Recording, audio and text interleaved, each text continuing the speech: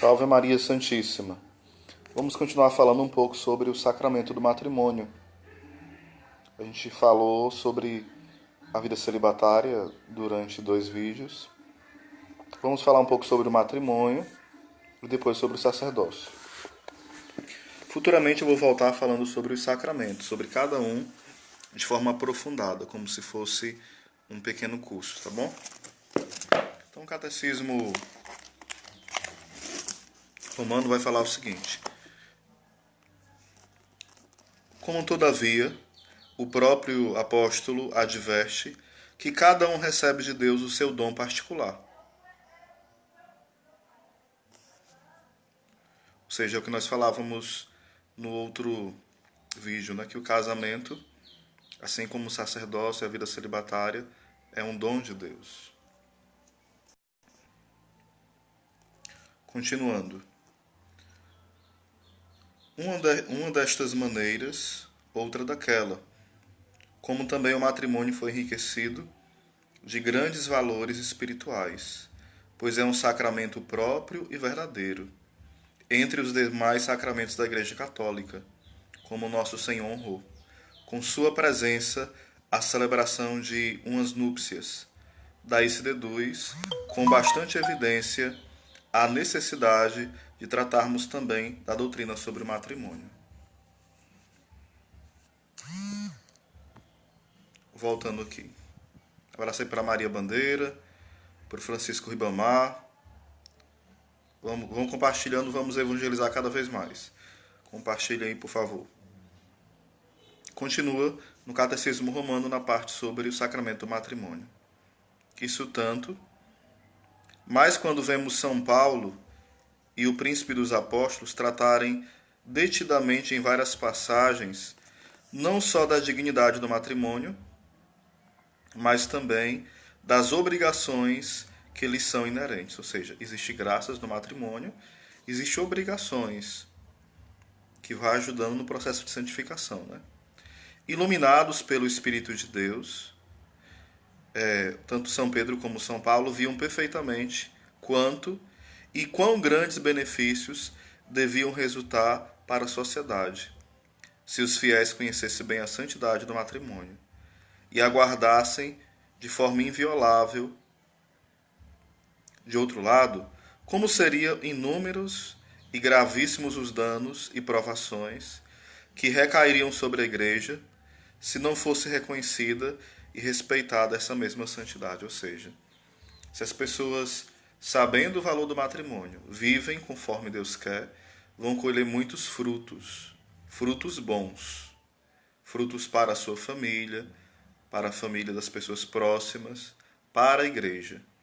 Mas quando o matrimônio não é vivenciado conforme a vontade de Deus da Santa Igreja, vira um desastre para si e para os outros.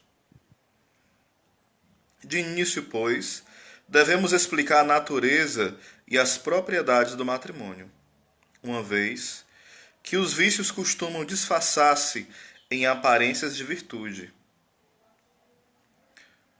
Repetindo, uma vez que os vícios costumam disfarçar-se em aparências de virtudes. É preciso tomar precauções para que os fiéis não se iludam com simulacros de casamento e não manchem a alma com torpezas e excessos pecaminosos. Para entrar na explicação da matéria, começaremos pelo significado etimológico de algumas palavras. Chama-se matrimônio porque o fim principal que a mulher deve propor-se quando casa é tornar-se mãe. E isso está muito esquecido. É tornar-se mãe. Repetindo, chama-se matrimônio porque o fim principal que a mulher deve propor-se quando casa é tornar-se mãe. E hoje parece que, agora eu já estou falando, mesmo aqui interpretando um pouquinho, que as pessoas esqueceram disso. Parece que ser mãe é um peso, é um grande temor, é uma desgraça, é uma loucura, é uma irresponsabilidade. Não é isso. Não é isso que a igreja sempre ensinou. É um dom, é um presente, é uma dádiva. Em outros termos, porque a função própria de uma mãe é conceber. dar luz e criar sua prole. Chama-se também cônjuge, que vem do latim coniungere, porque a legítima esposa e o marido ficam, por assim dizer, ligados um ao outro por meio de um jugo comum. Por isso que é cônjuges, né? Porque eles estão ligados por um mesmo jugo, numa mesma missão de levar os filhos para o céu, de um santificar o outro. Claro que não pela própria força, né? Pela graça de Deus. Dá-se afinal o nome de núpcias, porque no dizer de Santo Ambrósio, as donzelas costumavam cobrir-se com um véu, em sinal de recato. Ao mesmo tempo, davam assim a entender que deviam obediência e submissão aos seus maridos. Dá-se afinal o nome de núpcias, porque no dizer de Santo Ambrósio, as donzelas costumavam cobrir-se com um véu, em sinal de recato. Ao mesmo tempo, davam assim a entender que deviam obediência e submissão aos seus maridos. No sentir comum dos teólogos, o matrimônio se define da maneira seguinte: matrimônio é a união conjugal do homem com a mulher, entre pessoas canonicamente habilitadas e que estabelece uma inseparável comunhão de vida. Inseparável. Para melhor se compreender esta definição em suas partes, cumpre ensinar que no matrimônio perfeito deve haver consentimento interior, contrato exterior manifestado por palavras, compromisso e vínculo decorrentes desse contrato, e união carnal dos cônjuges, pela qual fica consumado o matrimônio, mas que nenhum destes elementos determina propriamente a natureza do matrimônio, senão aquele dever e vínculo recíproco, expresso pelo próprio sentido da palavra união. Um abraço aí para Fábia, um abraço para o Everardo Silva.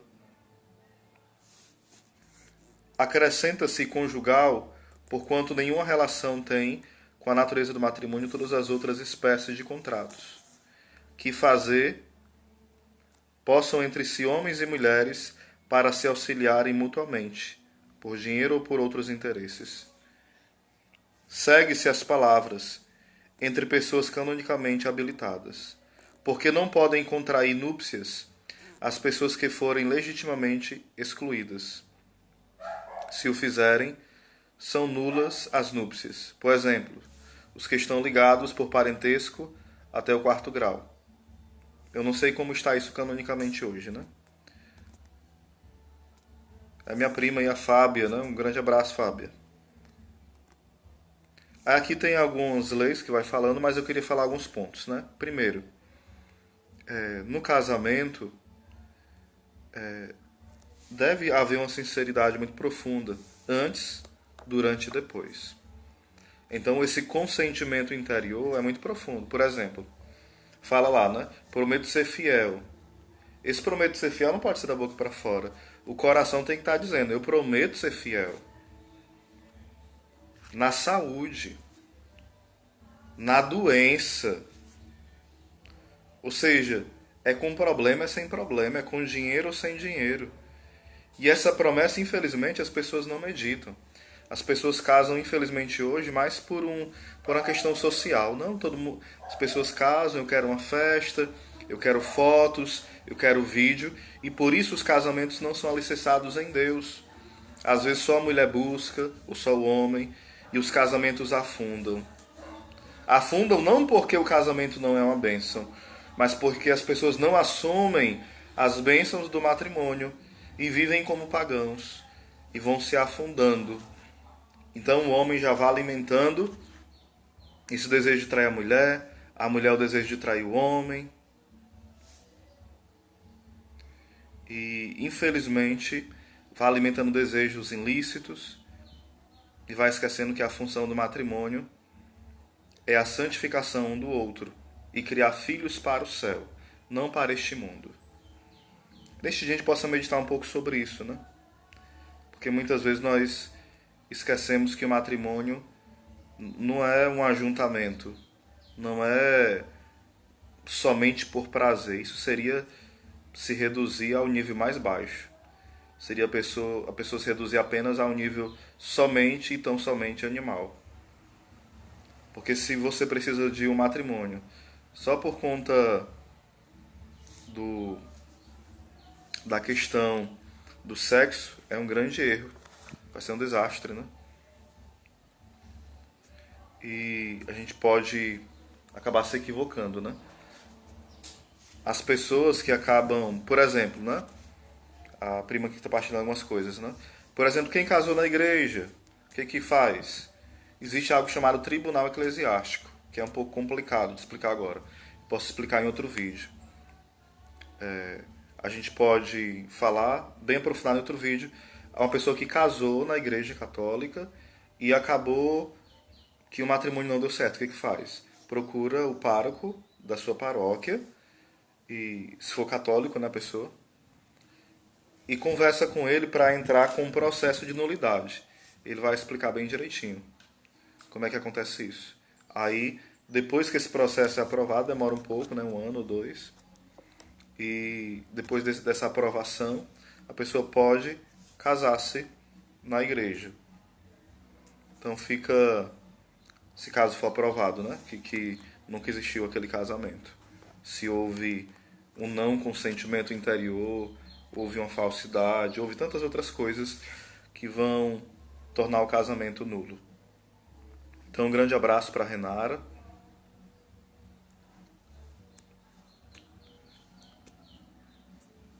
Pronto, Fábio.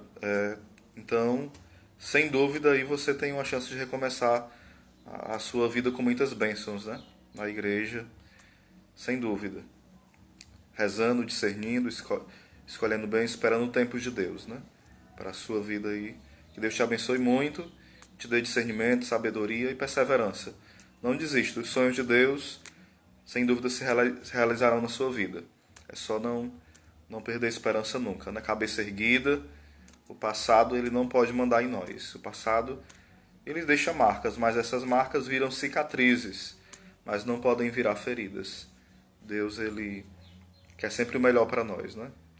Então a tempestade já passou, a gente vai agora procurar colher os frutos que Deus tem para nós, do amor dele para conosco. Então Deus abençoe ao nosso amigo Júnior Parente, a Veriana, a minha prima Fábia, a todos os amigos. Compartilhem esse vídeo e vamos evangelizar com força, com alegria.